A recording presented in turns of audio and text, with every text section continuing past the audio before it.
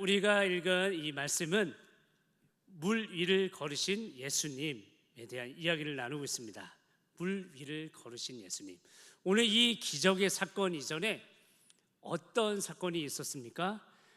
지난주 1부, 2부 때 제가 나눴던 말씀이기도 한데요, 오병이어의 기적이 등장을 합니다.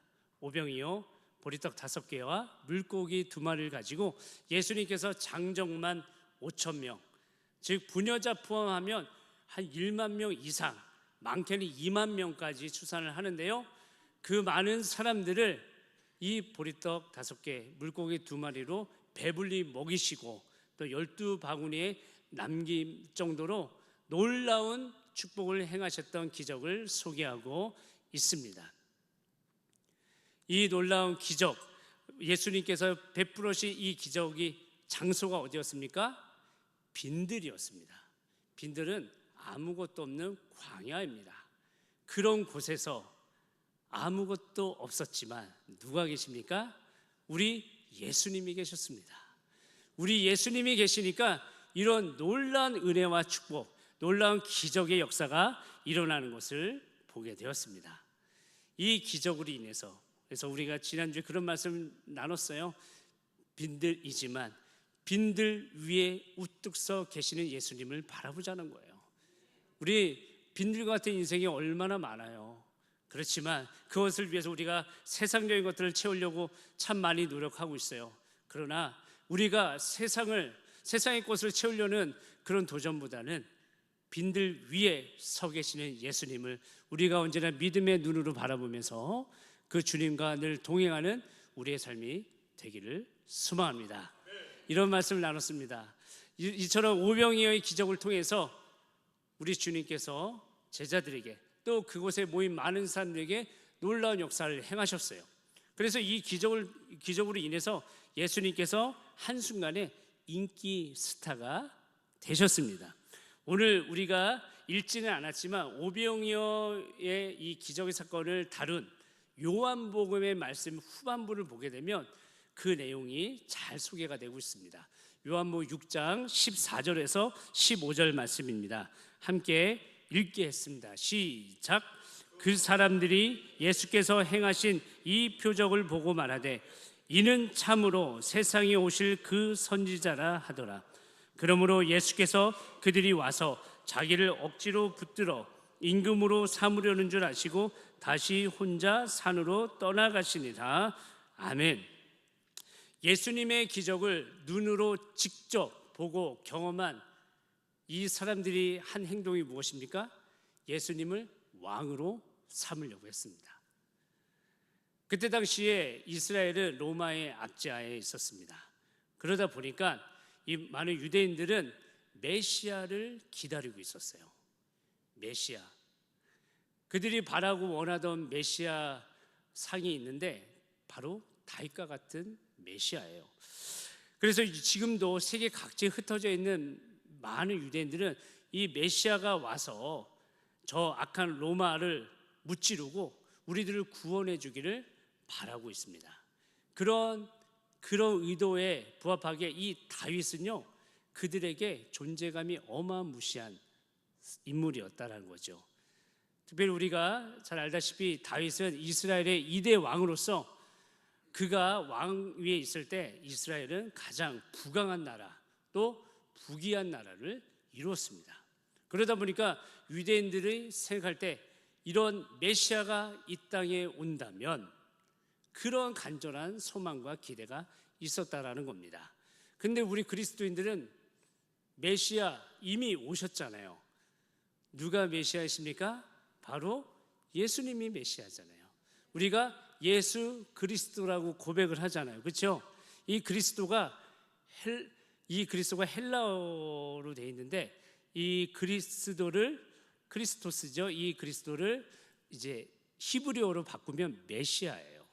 그래서 예수님이 메시아이심을 우리는 날마다 고백하고 있는 것입니다.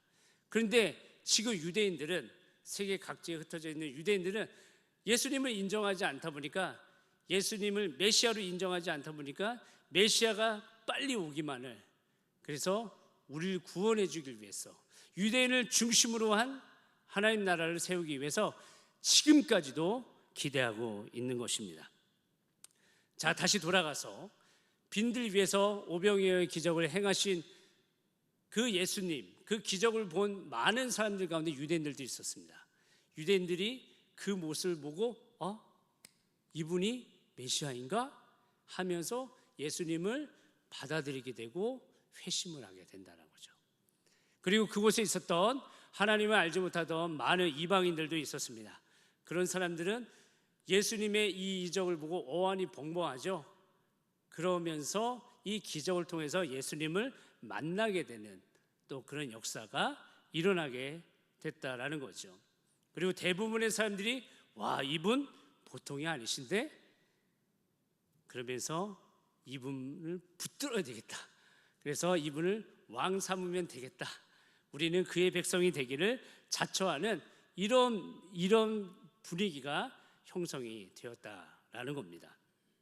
이러한 모습을 보면서 사람들이 예수님 향해서 환호성을 지르고 예수님을 한번 붙들기를 원하고 예수님께 더 가까이 하려는 이런 모습을 예수님은 뒤로 하셨습니다. 그 말씀 요한복음 15절 말씀 6장 15절 말씀을 보니까 임금 삼으려는 줄 아시고 다시 혼자 산으로 떠나가셨대요. 홀로. 여기서 제자들과 헤어지게 돼요. 예수님은 제자들을 먼저 다음 사역지로 보내시고 자신은 혼자 산으로 가시게 되었습니다. 근데 오늘 이 오병이어의 본문을 다루고 있는 다른 복음서를 보게 되면, 특히 마태복음 14장 23절을 보게 되면 예수님께서 제자들을 보내신 후에 홀로 산으로 올라가셨는데 그 이유가, 그 목적이 있습니다. 마태복음은 그렇게 기록하고 있어요. 기도하기 위해서. 예수님은 기도하기 위해서 많은 사람들의 인기를 뒤로하고, 솔직히 예수님은 이 기적으로 인해서 이락 스타덤에 오르게 되었습니다. 사람들의 환호가 대단했어요. 그런데 그런 환호를 뒤로하고 홀로 기도하러 올라가셨다는 거죠. 만약 여러분이 예수님이라면, 오병이어의 기적을 행한 예수님이라면 어떻게 하겠습니까? 요즘 사람들은 주목받는 거 되게 좋아해요. 그래서 내 이름이 널리 알려지는 거 좋아해요. 인싸, 셀럽, 인플루언서, 이런 단어들이 있잖아요. 계속 나의 영향력을 끼치고 싶어 해요. 그러면서 더 우쭐대곤 하죠. 근데 우리 예수님은 그러지 않았다는 거죠. 그런 인기를 뒤로하고 사람들의 환호, 사람들한테 인정받는 것을 뒤로하고 기도의 자리로 묵묵히 걸어가셨다라는 겁니다. 그런 예수님을 뒤로하고 제자들은 예수님의 말씀대로 이제 다음 사역지인 가버나움으로 떠나게 됩니다. 근데 오늘 말씀 보니까 제자들이 배를 타고 가버나움으로 가고 있는데 날이 저물었대요. 그래서 매우 어두웠음을 오늘 말씀은 전하고 있습니다. 근데 그뿐만이 아니었어요. 그들이 배를 타고 가고 있는데 거센 바람이 불고 그로 인해서 엄청난 파도가 생기게 되었다는 거죠. 근데 제자들이 타고 간 배가 과연 큰 배였을까요? 제가 볼 땐 큰 배는 아니었을 것 같아요. 왜냐하면 노를 저어간다는 표현이 오늘 말씀에 기록되어 있어요. 노를 저어갈 정도면 큰 배는 아니고 정말 작은 배, 12 제자들이 타고 있었을 텐데, 참 그들이 노를 저어서 한 10여리쯤 갔다고 해요. 근데 10여리라고 표현된 이 부분을 오늘날로 환산해 보면 약 4km에서 5km 정도의 거리예요. 와, 제자들이요, 그 작은 배를 노저어서 그래서 꽤 많이 갔어요. 4, 5km 갔으니 적지 않은 거리 가는 거예요. 근데 그들이 있었던 벳세다에서 이 가버나움으로 이제 바닷길로 바다로 가려고 할 때 여기서 여기의 폭이 약 8km 정도가 된다 그래요. 8, 9km가. 그렇다면 이들이 4에서 5km 정도 왔잖아요. 딱 중간에 온 거예요. 그 중간에 왔는데 점점 어두워지고, 그리고 그 망망대에 어때요? 거센 바람과 파도가 일어나고 있어요. 그 작은 배는 요동치고 있어요. 이런 상황을 제자들이 맞닥뜨린 겁니다. 그리고 12월이 이미 많은 거리, 한 절반 정도 왔기 때문에 또 뒤로 돌아갈 수도 없고, 또 앞으로 나아가자니 노를 젓는데 풍랑이 너무 크게 일다 보니까 나아가지 못하는 거예요. 진퇴양난의 상황에 빠진 그 제자들의 또 그 뱃속은 제가 볼 때 모르긴 몰라도 참으로 어려운 상황이 전개되지 않았을까 생각을 해보게 됩니다. 사람은 어려움을 만나면 본성이 드러나게 되어 있어요. 나쁜 기질들이 나온다는 거죠. 그래서 제자들이 이런 상황, 어려운 상황을 만나다 보니까 서로를 향한 비난과 원망들이 나오지 않을까 생각을 해보게 됩니다. 노를 좀 제대로 저. 그쪽이 약하니까 자꾸만 배가 돌아가잖아. 이런 소리도 있었을 것이고, 아니 당신이 좀 빨리 아까 출발했으면 조금이라도 너가 좀 출발만 일찍 했더라도 우리가 이 풍랑을 지나갈 수도 있었을 거 아니야. 너 때문이야. 서로 탓하면서, 그러지 말고 내가 아까 말한 대로 우리 그냥 가지 말고 예수님께 이만저만해서 그냥 예수님과 함께 가겠다고 하고, 그렇게 내 의견 들어주지 않았겠냐, 들었으면 좋았을 텐데, 이렇게 말하는 제자들도 있었을 것이라는 거죠. 그 작은 배 안에 밖에서는 풍랑이 요동치고 있고, 그 안은 서로를 향한 원망과 비난으로 한순간에 지옥으로 바뀌었을 수도 있습니다. 이런 상황을 묘사하는 마태복음 14장의 본문은 이렇게 표현하고 있어요. 바람이 거스름으로 물결로 말미암아 고난을 당하더라. 여기서 고난을 당했다는 표현을 쓰고 있어요. 이 똑같은 상황을 마태복음은 이렇게 표현하고 있어요. 여기서 고난을 당하다라는 이 바산이조라는 이 단어가 있는데, 이 단어는 해산의 고통을 나타낼 때 사용하는 단어예요. 해산의 고통, 가장 극한 고통이잖아요. 물론 저는 경험을 안 해봤지만 해산의 고통, 그런 고통이 그 제자들에게 임했다라는 겁니다. 이 고통으로 인해서, 이런 상황으로 인해서 육신의 고통뿐만 아니라 정신적인 고통들이 제자들에게 계속적으로 주입되다 보니까 이들의 마음이 얼마나 힘들었겠습니까? 얼마나 또 답답했겠습니까? 또한 어쩌면 죽을 수도 있다라는 그런 위험한 생각까지도 있었기에 얼마나 두려웠겠습니까? 이렇게 보면 우리 어떤 심리학자들이 이런 이야기를 해요. 사람의 인생이란 자체가 두려움으로 시작해서 두려움으로 끝난다 그래요. 두려움의 인생이라는 거예요. 우리 애기들 보면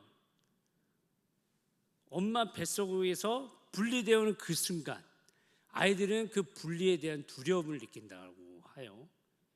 그래서 보면 우리는 인생이란 자체가 두려움으로 시작하는 거예요. 그래서 점점 자라면 어때요? 귀신을 두려워하고, 또 뱀이나 쥐 같은 것도 무서워하고 싫어하고 또 두려워하고, 더 성장하다 보면 어때요?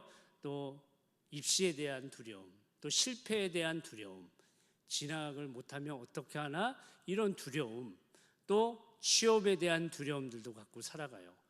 그렇게 살아가면 또 예전에는 저도 그랬지만 누구나 공감할 거예요. 나 결혼 못하면 어떻게 하지? 이런 두려움도 있을 거예요. 그런 두려움도 있어요. 그러다가 이제 점점 더 성장해서 더 어른이 되면 걱정이 없을 것 같아요. 아니에요. 제가 사역을 하다 보면, 목회를 하다 보니까요, 남성교회, 여전교회, 또 다른 공동체에 가보면 또 그 안에서 또 사람들의 관계 때문에 목사님, 사람이 너무 두려워요, 이런 이야기를 하는 사람들이 적지가 않다라는 거죠. 왕따시키고 소외당하고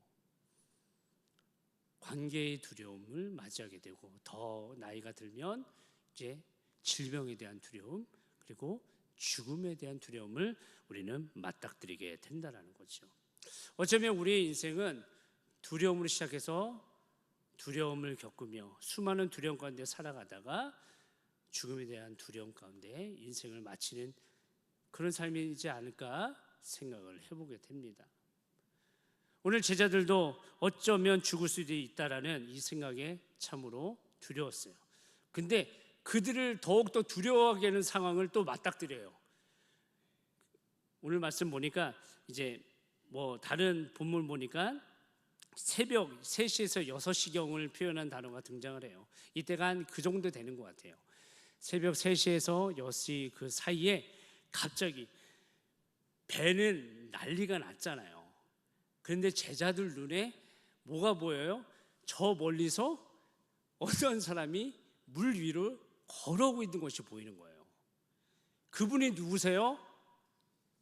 예수님인 거 우리는 알지만 제자들이 알아요? 모르잖아요. 그렇죠? 당시에 배 안에 있던 제자들은 몰라요. 지금 봐봐요. 너무 힘든 상황 속에 있는데 이제는 헛것이 보이나? 아니면 속된 말로 저승사자가 나 잡으러 오나? 이렇게도 생각이 들 수가 있어요.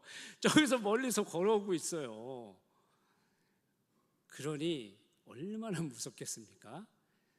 정말 혼비백산이라는 말이 이해가 될 정도로 딱 맞을 정도로 그런 상황 속에 있습니다.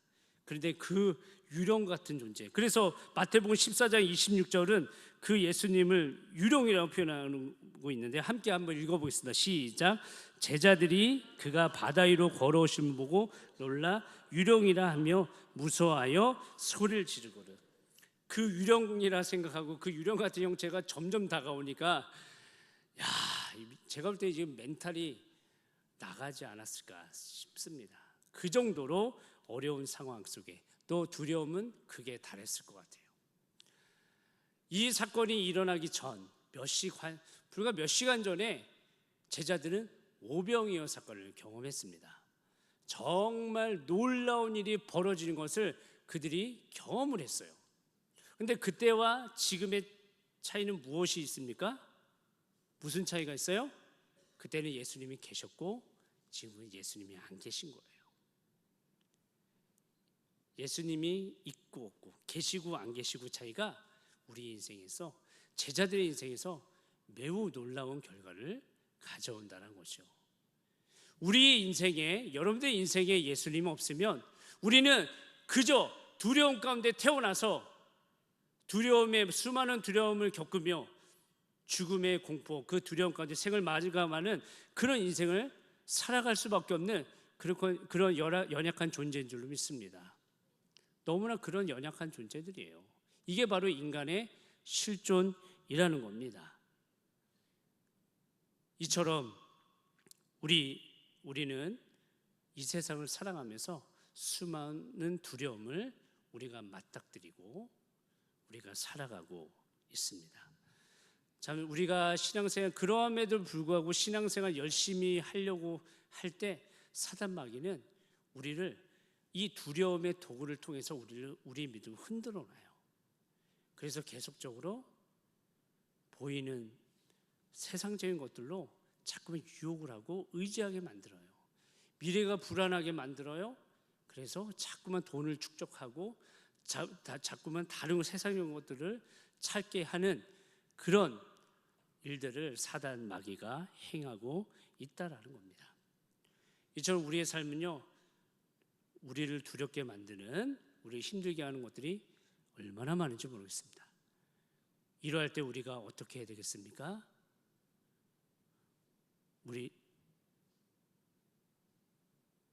우리는 분명 예수님이 하셨던 방법을 택해야 합니다. 이 두려움의 공포 앞에서 우리는 기도해야 할 줄로 믿습니다. 특별히 오늘 오병이어의 기적과 이 물을 건넨 기적 사이에 저는 솔직히 우리 대부분은 이 기적에 우리는 눈을 돌려요. 집중합니다. 근데 저는 이 말씀을 준비하면서 이 가운데 있는 것에 집중을 하게 되었어요. 그것은 바로 홀로 기도하시던 예수님이었습니다. 우리 예수님은 두려움이 없으셨습니까? 아니에요. 우리 예수님도 죽음의 두려움이 있으셨습니다. 우리가 잘 알고 있는 겟세마네의 기도를 보게 되면 예수님은 죽음의 공포가 다가왔을 때에 한 연약한 인간으로서 최고의 두려움을 만나게 되셨습니다. 그래서 마태복음 26장 39절 말씀 보니까 내 아버지여 만일 할만하시거든 이 잔을 내게서 지나가게 하옵소서. 이 죽음의 잔을 지나가게 하옵소서. 그러나 나의 원대로 마옵시고 아버지의 원대로 되기를 원하나이다. 예수님도 이 죽음의 잔, 이 죽음의 공포가 너무 두려웠습니다. 이 기도를 하던 예수님의 모습을 복음서에서는 구체적으로 보여주고 있는데 우리 한번 읽어보도록 하겠습니다. 마태복음 26장 39절 겟세마네 동산에서 이 기도를 드리던 예수님의 기도의 모습이에요. 우리 함께 읽어보겠습니다. 시작. 얼굴을 땅에 대시고 엎드려 기도하여 이르시되. 여러분 이 기도 혹시 따라해 본 적 있으세요? 저 예전에 따라해 봤거든요. 정말 힘들어요. 자, 무릎을 꿇죠. 얼굴을 땅에 대요. 자연스럽게 엎드려지겠죠. 숨 쉬는 게 힘들어져요. 너무너무 힘들어요. 오늘 집에 가서 잠시라도 한번 해보셨으면 좋겠습니다. 무릎 꿇고 얼굴을 땅에 대고 엎드려서 기도하는 거예요. 그리고 누가복음 22장 44절의 말씀도 한번 보겠습니다. 시작. 예수께서 힘쓰고 애써 더욱 간절히 기도하시니 땀이 땅에 떨어지는 핏방울 같이 되더라. 아멘. 이렇게 손에 상처가 나면 뭐 날카로운 곳에 베면 어때요? 피가 나죠. 근데 그 피가 어떻게 떨어져요? 뚝뚝뚝뚝 떨어지잖아요. 그렇죠? 그런 것처럼 우리 코피가 났을 때도 그렇고 예수님이 기도하실 때 얼마나 힘써 기도하셨는지 땀이 뚝뚝뚝뚝 떨어진 핏방울처럼 그렇게 보였다는 거예요. 한번 해보세요. 진짜 그렇게 돼요. 그만큼 예수님이 기도하시던 모습이 쉽지 않습니다. 우리 주님은 이 두려움이 몰려올 때 이렇게 기도하셨습니다. 참 반성해야 될 부분인 것 같아요. 제가 장신대 신대원을 다닐 때 반장이 된 적이 있어요. 반장하면 공부를 잘해서 반장이 됐을 거라 생각하시는데 그건 아니고요. 어떻게 해서 반장이 됐습니다. 근데 장신대 신대원이 보면 1년에 2번 봄학기, 가을학기 이제 학기가 시작될 때 신앙사경회를 개최를 합니다. 그래서 신학생들이 먼저 기도와 말씀으로 한 학기를 시작한다는 의미로 신앙사경회를 개최를 하는데 제가 그때 반장을 갑자기 맡게 돼갖고 제가 2학기 때 가을 신앙사경회 때 대표 기도를 하게 되었습니다. 그때는 저도 그때 신학생 시절이었으니까 신대원 2학년 때였으니까 벌써 한 20년 됐어요. 그때 하나님을 향해서 내 인생 바치겠다. 그리고 전도의 열정, 영혼 구원의 열정으로 가득 차 있었어요. 그리고 기도탑에 올라가서 틈만 나면 기도하고 정말 예수님 기도하는 모습도 흉내내고 정말 기도 의자 앉아서 날마다 기도하고 목 놓아 부르짖던 때가 있었거든요. 그때의 기도예요. 제가 한번 그 기도의 내용을 한번 읽어드리겠습니다. 사랑의 하나님, 무더위가 기승을 부리던 여름을 주님의 은혜 가운데 보내게 하시고 개강의 시작과 더불어 가을 신앙 사교회를 통하여 우리의 몸과 마음을 하나님의 말씀으로 새롭게 할 수 있는 기회를 주심에 감사드립니다. 이 시간 이곳이 바로 기쁨의 자리요 축복의 자리며 은혜의 자리임을 고백합니다. 이러한 자리에 감히 설 수 없는 우리들, 죄로 인해 죽을 수밖에 없는 우리들을 긍휼히 여기사 예수 그리스도의 보혈을 통하여 우리의 죄를 사하여 주시고 하나님 자녀 삼아 주심을 감사드립니다. 또한 특별히 우리를 이 시대의 주님의 사역자, 주님의 종, 목회자로 부르심에 더욱 감사드립니다. 바라옵기는 주님, 이곳에 모인 이들이 이 시대에 참 목회자가 되게 하여 주시옵소서. 2000년 전에 주님이 이 땅에 오시어 친히 보여주셨던 그 섬김의 모습을 구현해내는 자들이 되게 하여 주시옵소서. 주님의 발자취를 기쁨으로 따라가는 진정한 주의 종이 되게 하여 주시고, 진정 하나님의 마음에 합한 종, 참된 주의 종이 되게 하여 주시옵소서. 그러나 우리의 모습을 보건대 주의 종이 되기보다는 주의 종님이 되려고 하는 모습들을 보게 됩니다. 남을 대접하기보다는 대접받으려 하고, 남을 섬기기보다는 도리어 섬김을 받으려 합니다. 이곳에 모인 주의 종들에게 예수님의 마음을 부어 주시옵소서. 이 기도문을 보면서 제 눈과 귀를 사로잡은 두 단어가 있습니다. 하나는 주의 종이라는 단어고요, 하나는 주의 종님이라는 단어입니다.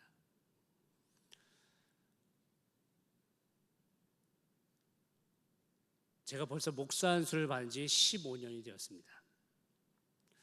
제가 목사 안수를 받을 때 그 목사 안수를 주셨던 분이 신촌교회 오창학, 지금 원로 목사님이세요. 오창학 목사님이라는 분이 계시는데, 그분이 이제 은퇴하는 해에 제가 이제 마지막으로 목사 안수를 주셨던 분이십니다. 참 그분께 안수를 받고 뒤를 돌았는데 그분이 눈물을 뚝뚝 흘리시더라고요. 그래서 저를 끌어안아 주셨어요. 좋은 목회자 되라고. 근데 그분이 저한테 해주신 말씀이 있어요. 참 지금도 명절 때 저희 아내랑 또 찾아뵈면, 최근에도 이제 찾아뵙고 왔는데, 제가 웬만한 거 다 말씀드리고 또 목회적인 부분들 상담받고 하는 또 귀한 가르침을 주시는 목사님인데, 그분이 얼마나 훌륭하시냐면요, 39년생이세요. 근데 이 목사님이 정말 너무 훌륭하세요. 나중에 한번 찾아보셔도 오창학 목사님에 대한 그런 이야기들이 나와요. 근데 이 목사님이 제가 찾아뵈면 좋은 말씀을 많이 해주세요. 사모님도 그렇고. 그리고 제가 갈 때쯤 되면 꼭 하시는 게 있어요. 제 앞에 무릎을 꿇으세요. 그리고 사모님께도 여보 빨리 당신 와, 우리 김기 목사님께 축복기도 받자고. 목사님 우리 노부부를 위해서 축복기도 해주고 가세요. 그런 거예요. 그럼 저도 눈물을 흘리며 기도해 드리고 오거든요. 그 목사님께서 저에게 안수를 받을 때 해주신 말씀이 있어요. 그게 뭐냐면, 목사는 말씀과 기도에 전념해야 한다. 그 자리를 평생 놓지 마라.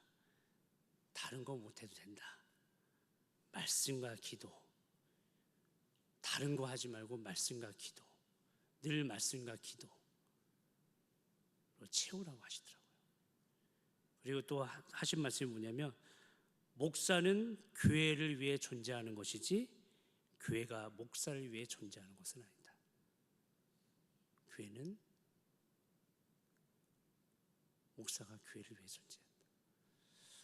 제가 그때는 뭐 그냥 대수롭지 않게 생각했는데, 목회를 하면서 시간이 지나면서 그 목사님의 말씀이, 그 가르침이 저에게 너무 깊게 다가오고 있더라고요.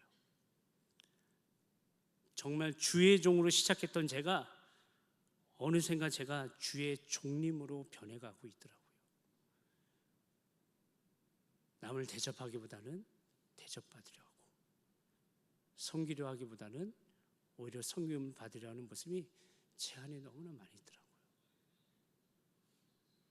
이것이 저의 모습이고, 또 지금의 한국교회 종교 지도자들의 모습이고, 한국교회 목사, 장로, 권사, 안수집사들, 이런 종교 지도자들의, 교회 지도자들의 모습이기도 합니다. 우리 한국교회의 모습이기도 합니다. 어쩌면 작금의 한국교회의 위기의 원인도 여기 있지 않나 싶습니다. 주의 종이 아니라 주의 종님이 너무 많아졌습니다. 존귀 영광 모든 권세 내가 받고, 멸시천대 십자가는 주님께로 돌리는 그런 모습이 저에게도 있었음을 회개합니다. 사랑하는 성도 여러분, 저를 비롯하여 여기 모인 우리 모두가 우리의 믿음을 돌아보시길 바랍니다. 어느 순간 우리가 너무나 왕자의 자리에 올라가 있습니다. 너무너무 교만해져 있습니다. 저도 그랬고요. 교만하면 어떻게 되는지 아십니까? 교만한 사람들의 특징이 뭔지 아십니까? 기도를 안 해요. 저도 교만할 때 보니까 기도하지 않습니다. 기도하지 않으니까 주님이 앉아 계셔야 될 그 자리에, 그 영광의 자리에 내가 떡하니 자리 잡고 있는 거예요. 대접받으려 하고 높아지려고 하고. 그런 모습이 제 안에 얼마나 많이 있었는지 모르겠습니다. 그 자리에서 내려와서 오늘 우리 예수님처럼 기도해야 할 줄로 믿습니다. 우리 예수님도 그렇게 기도하셨는데 얼굴을 땅에 대고 엎드려 기도하시고 땀방울이 뚝뚝 떨어진 핏방울같이 보일 정도로 그렇게 간절히 기도하셨는데 순간순간 다가오는 그 죽음의 공포를 몰아내시기 위해서 우리 예수님이 그렇게 기도하셨는데 저는 우리 경인제교회 성도님들이 그렇게 기도하는 사람들이 되기를 소망합니다. 저부터 그렇게 기도하겠습니다. 우리 경인제교회 모든 성도님들이 그렇게 기도하기를 소망합니다. 그렇게 기도하는 자들, 예수님처럼 기도하는 자들이 더욱더 불일 듯 일어나는 그런 경인제교회가 되기를 소망합니다. 우리 경인제교회 기도로 세워야 할 줄로 믿습니다. 우리 주님처럼, 우리 예수님처럼 간절히 하나님 앞에 무릎 꿇고 엎드려 기도하는 그런 기도의 사람들로 이곳이 가득 채워지기를 소망합니다. 그럴 때 우리의 넘어뜨리고 힘들게 하는 모든 시시각각 다가오는 삶의 모든 두려움들을 이겨낼 수 있도록 우리 주님께서 우리에게 말씀하여 줄 줄로 믿습니다. 내니 두려워하지 말라. 내니 두려워하지 말라. 내니 두려워하지 말라. 내가 있으니, 내가 여기 있으니 두려워하지 말라. 아무것도 염려하지 말라라는 우리 찬양 영상을 한번 잠깐 보도록 하겠습니다. 속으로 같이 따라해 주셔도 좋을 것 같습니다. 두려워 말라. 주 나의 하나님이 지켜주시네. 놀라지 마라. 겁내지 마라. 주님 나를 지켜주시네.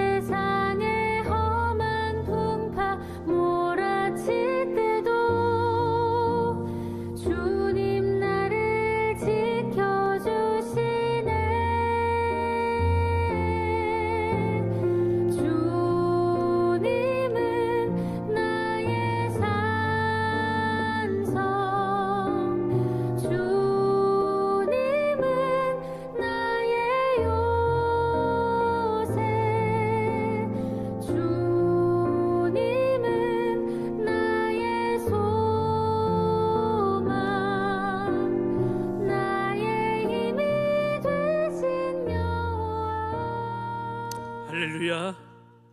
내니 두려워하지 말라. 내니 두려워하지 말라. 내니 두려워하지 말라. 이 음성이, 이 주님의 음성이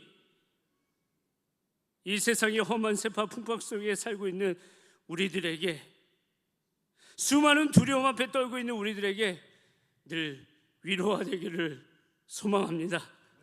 예수님의 이 음성, 우리의 모든 두려움을 다 몰아내고 평안과 기쁨으로 채워줄 줄로 믿습니다.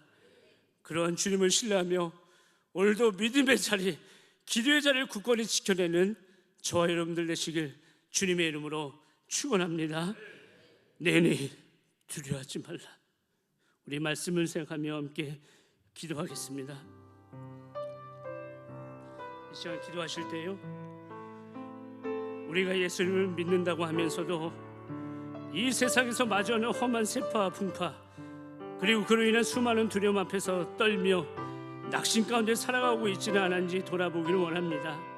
바로 그 자리가 기도의 자리임을 깨닫지 못하고 어느덧 주의 종림이 되어 기도하지 않고 교만히 행했음을 고백합니다. 주님 용서하여 주시옵소서. 이제는 교만의 자리에서, 그 왕좌의 자리에서 내려와 우리 주님처럼 간절히 기도하는 우리가 되게 하여 주시옵소서. 바짝 엎드려 기도하게 하여 주시옵소서. 땀이 떨어지는 빗방울처럼 보일 정도로 하나님 앞에 간절히 기도하는 우리가 되게 하여 주시옵소서.